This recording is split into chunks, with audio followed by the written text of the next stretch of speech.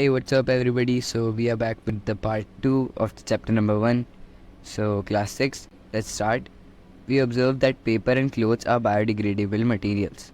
These are the materials which can be broken down into simpler substances by microorganisms. Plastic is a non-biodegradable. That is, it cannot be broken down into simpler substances by any other microorganism. कि paper और clothes जो होते हैं वो biodegradable material होते हैं. And what is biodegradable, you may ask? It's a material which can be broken down into simpler substances by microorganisms are called as biodegradable material, and which cannot be broken down with the help of microorganism. They are known as non-biodegradable. And we all know plastic is non-biodegradable and it's harmful for our environment. So, plastic and other such materials affect the environment adversely. Their accumulation in the sewage system leads to blocking of drains in our cities. Burning of plastic material adds to air pollution. We should therefore convince our friends and relatives not to use plastic bags. Next, it is important for us to segregate biodegradable and non-biodegradable wastes and dispose them in an environment-friendly way. The kitchen waste can be put in a pit dug, and the garden which is covered with soil and dry leaves. This waste in the pit is acted upon the microorganism and gets converted into useful compost. The compost can be used for growing healthy plants in fields and gardens. So कभी भी क्या होता है, जिसकी कोई सा भी kitchen waste हुआ, वेजिटेबल्स के या फिर फ्रूट्स के, भी सीड्स हो गए, कोई भी वेस्ट हो गए, सो वेस्ट मटेरियल, सो उनको आप, अगर आपके पास गार्डन है या फिर भी ड्राई लीव्स है, एंड फिर 3 वीक्स बाद किचन वेस्ट होगा, वो माइक्रो ऑर्गेनिज्म उस एंड जो कंपोस्ट होता है, it's a complain for the healthy for growing of healthy plants. In order to hasten the process of compost making, a variety of earthworm called red worms can be mixed with the kitchen waste. अगर आपको जो ये compost बनाने का process है अगर time taking है, वो एक वैरायटी ऑफ अर्थवर्म्स ले सकते. So you can mix them with the kitchen waste and फिर वो compost में, और the process of forming compost with the help of various worms, usually red worms, white worms and other earthworms, is known as vermicomposting. Vermicomposting is an excellent nutrient-rich organic fertilizer and a soil conditioner. इस process को, जिसमें red worms, white worms और other earth worms, इसको vermicomposting बोलते हैं. और vermicomposting एक excellent nutrient rich organic fertiliser और सॉइल कंडीशनर है. Abiotic components include physical conditions and non-living material that affect the growth, maintenance, and reproduction of living components and can interact with each other.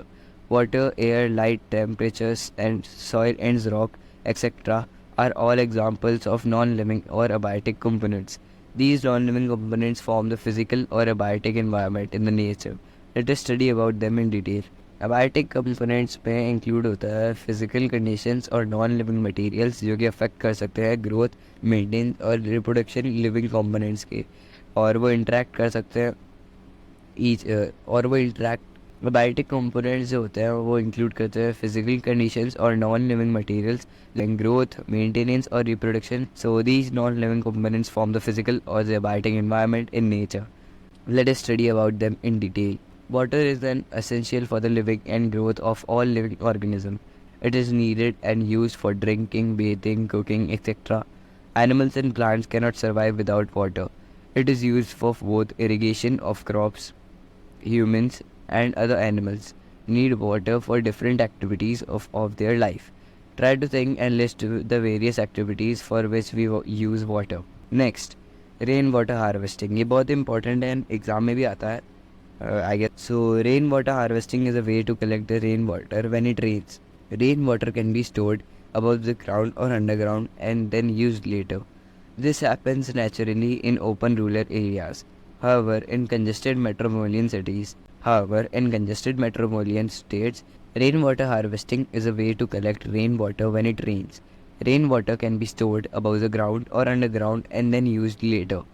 This happens naturally in open rural areas. However, in congested metropolitan cities, we need to create a method to capture the rainwater. Rooftop rainwater harvesting is one of the such methods. Here, rainwater can be collected at the rooftops of houses through pipes. This water can be transferred to tanks, pits, or small wells. Since the water is very likely to get impure, it should be used for household purpose only and after filtration and purification. So this is a diagram of rainwater harvesting.